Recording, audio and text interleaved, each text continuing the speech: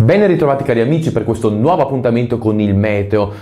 Questi convogli di perturbazione passeranno ancora sul nostro territorio dispensando delle precipitazioni. In effetti con questa mappa del suolo potete notare nella parte più settentrionale dell'Europa e quindi sulla vostra in alto a sinistra una bassa pressione con la lettera L. Questa cartina, che è identificativa del fine settimana, fa vedere come da quel punto partiranno varie perturbazioni che interesseranno anche il nostro territorio. In effetti con le mappe circa le precipitazioni incentrate sulla giornata di sabato possiamo notare precipitazioni che interesseranno gran parte del territorio. Si tratta di una perturbazione che da ovest si sposterà verso est, meno interessate saranno le aree adriatiche e le isole maggiori, specialmente la Sicilia. Per quanto riguarda il nord-est, volevo utilizzare questa mappa che un po' dà una nota di speranza incentrata sulla giornata di domenica che sarà il punto d'arrivo di una fase di tempo incerto tra venerdì e sabato, specialmente venerdì pomeriggio, sabato pomeriggio. Domenica invece si faranno strada ampie schiarite con temperature anche gradevoli.